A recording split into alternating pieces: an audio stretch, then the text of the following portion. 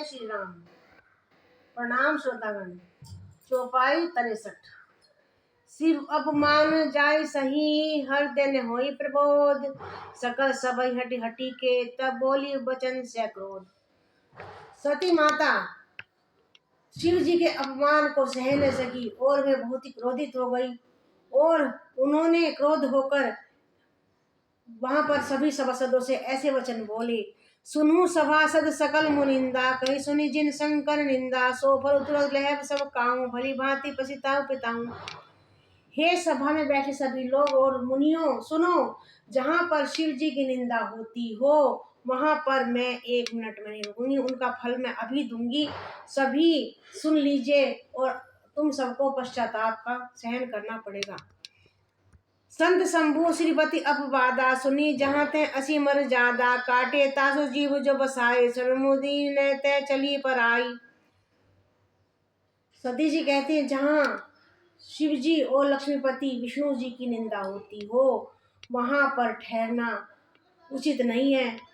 या तो उस निंदा करने वाले जीभ काट दी जाए या फिर वहां से कानों पर हाथ रखकर निकल जाना ही उचित है। बोल सियावर रामचंद्र की जय।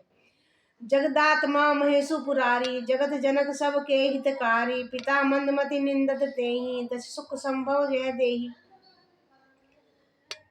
जो कि त्रिपुरारी, जिन्होंने त्रिपुर नाम के राक्षस का वध किया, जो इस जगत की आत्मा है, सबका हित चाहने वाले हैं, उन भगवान शिव की मेरे पिता दक्ष निंदा करते हैं, जबकि मेरा शरीर इनके वीर्य से ही उत्पन्न हुआ है।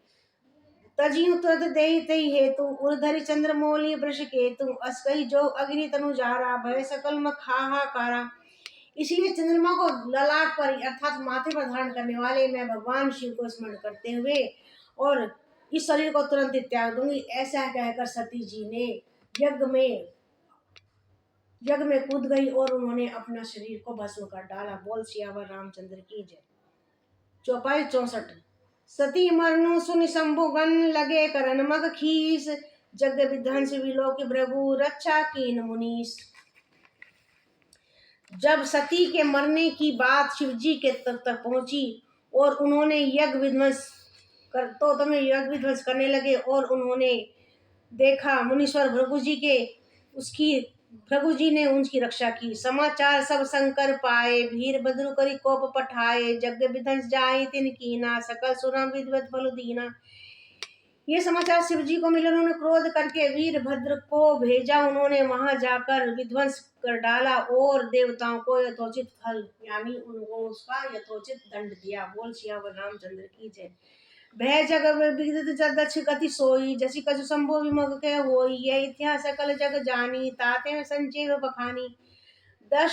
दक्ष की जगत प्रसिद्ध वही गति हुई जो शिव द्रोही की हुआ करती है। यह इतिहास सारा जानता है, इसलिए मेरे संक्षेप में वर्णन किया है। सती मरत हरिजन सन बरु भागा, जन्म जन्म श्रीपद अनुरागा। तेहि कारण हिमगिरि गृह जाई, जन्मी पार्वती तनु पाई। सती ने मरते समय भगवान हरि से वर मांगा कि मेरा हर जन्म में मेरा वर्ण शिव जी के साथ ही हो। इस कारण उन्होंने हिमाचल के घर जाकर पार्वती के घर रूप में जन्म लिया। बोल सियावर रामचंद्र की जय। जब ते उमा शैल गृह जाई, सकल सिद्धि संपत्ति ते छाई। जहते मुनि स्वाश्रम कीने, उचित वास हिम भूदल दीने। जब से उमा जी हिमाचल घर जन्मी तब से वहां सारे सिद्धियां और संपत्तियां छा गई। मुनियों ने जहाँ सुंदर आकाश बना दिए, आश्रम बना दिए और हिमाचल में उनको उचित स्थान दिए। बोल सियावर रामचंद्र की जय। चौपाई 65। सदा सुमन फल सहित सब, द्रुम्न नाना जाति। प्रगति सुंदर शैल पर, मनी आकर बहुभांति। उस सुंदर पर्वत पर बहुत प्रकार के फल फूल पुष्प फल उत्पन्न हो गए और बहुत तरह की मणियों की खाने उस पर कट हो गई। सरिदाता पुण्य जल बछई, खगमृग मधु सुखी सब रही। सहज बैरु सब जीवन त्यागा, गिरि पर सकल करी अनुरागा।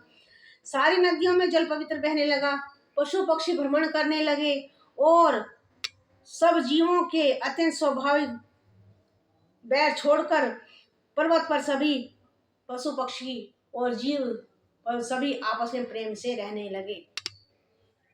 सो सैल गिर जागह आए, जिमि सनुसलाम भक्ति के पाए, नित नूतन मंगल गासु, ब्रह्मादि गावहीं जसु जासु। पार्वती जी के घर आ जाने से पर्वत ऐसा शोभायमान हो रहा है, मानो महा मन शोभायमान हो रहा है, जैसे उस पर्वतराज के घर नित्य नए नए मंगल उत्सव होते हैं। नाद समाचार सब पाए, कौतुक गिरी दिगे आए, शैलराज बड़ आदर कीना, पद पखारी बर आसन दीना।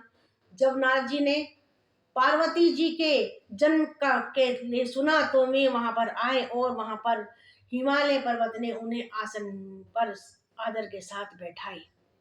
नारी सहित मुनि पद सिरुनावा, चरण सलिल जब भवन सिजावा, निसौभाग्य बहुत गिरि बरना, सुता बोली मेली मुनि चरना। फिर अपनी स्त्री सहित मुनि के चरण धोए और बोले कि मेरे अहोभाग्य कि आप यहाँ पर पधारे, और पुत्री को बुलाकर मुनि के चरणों पर डाल दिया।